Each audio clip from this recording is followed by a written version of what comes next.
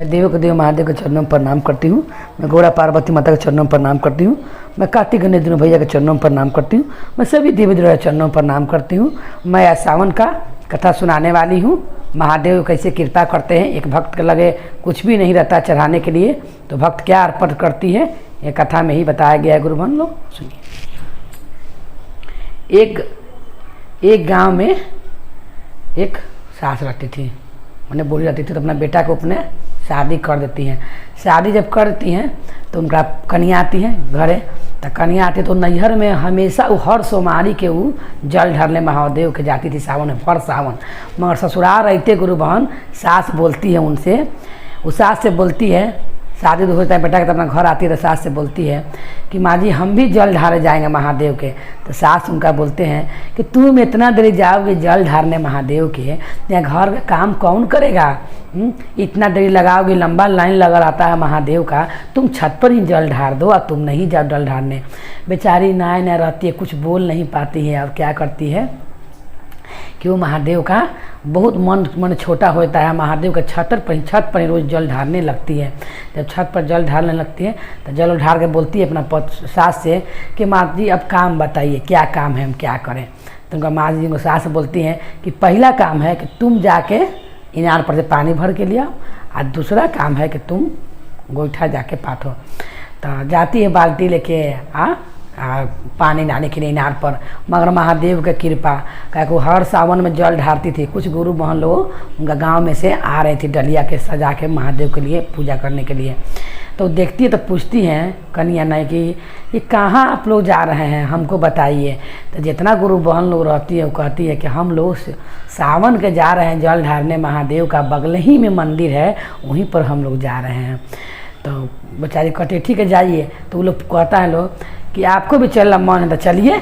तो कहते कैसे चले, मेरे पास तो कोई सामाने नहीं है, तो हम कौन से महादेव का पूजा करेंगे। और सास भी माना की है।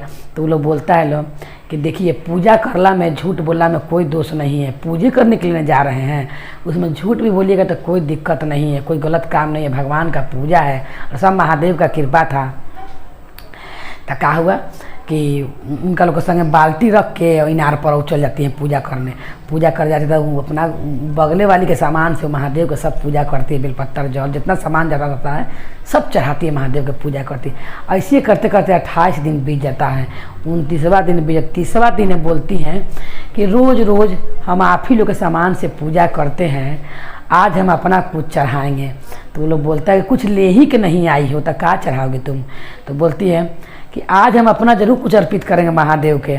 बस फट देव अपना नाक में के नथिया खोलती है, खोल के महादेव पर गंगा जल से धो के और महादेव पर चढ़ाते, कहते कि हे महादेव आज मैं इसी को अर्पित कर रही हूँ आप पर, आप हमारा ध्यान रखिएगा, हम पर दया कीजिएगा। अब तो वहाँ पर चढ़ा के चल आती है। अब घर आती है तो भर घरे वो नाक तोपले ऐसे अचरा से, अब भर घरे घूमती है कि सास पूछेगी ये कहाँ नाक में के नथिया का कि हम क्या कहेंगे। नाक लुका के सब काम करती है। सास कहती है काहे जो नाक पर ही अचरा डले है। सास जब वो खाना खाते रहती है तो सास उसको झाँकने लगती है, और झाँक के देखती है सास कि नाक में नथिया है ये नहीं है। तो सास कहती है कि ये बता कि तुम आज कहाँ गई थी, आई नाक में नथिया कहाँ हुआ तुम्हारा, हमको बताओ।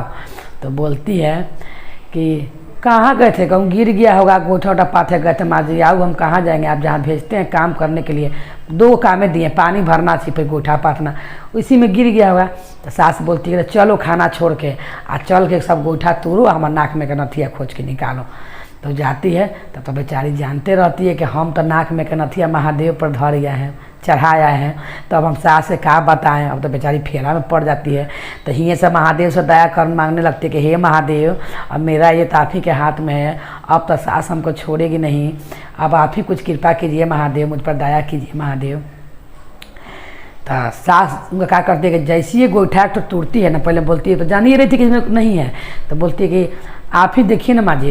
तो जैसे ये गोठवा टूटती है बस नाक में का नथिया उसमें मिल जाता है। वो तो पत्तो हुए टूटती तो उसमें भी मिल जाता है। तो कहती है सास सोचती है कि एगो भुलाया है, 2 मिल रहा है, बस सब गोईठा टूट को देखे लगती है। जितने गोईठा टूटती है गुरुबन उतने मनी नाक का नथिया हो जाता है। तो कहती है अपने पतों से कि ये बताओ कि क्या माजरा है, एगो भुलाया है, इतना सारा मिला है, क्या माजरा है? तो वही कहती है कि माँ जी शुरू से कहानी बताती है कि माँ जी हम आपसे चुप्पे 29 दिन पूजा करें महादेव के गए हैं, क्या कि नैहर में हम सब दिन महादेव का जल ढारे हैं, मंदिर में ही ढारे हैं, मगर आप माना कर दी इसलिए हम कुछ नहीं बोले। कुछ गांव के गुरु बहन लोग बोली कि चलिए ढार लीजिए, पूजा केला में झूठ बोलना में कोई दोष नहीं है। इसीलिए माँ जी हम 29 दिन आप लोगों के सामान से पूजा किए हैं और लास्ट दिन माँ जी हम अपना नाक में के नथिया खोल कर महादेव पर चढ़ा दिए।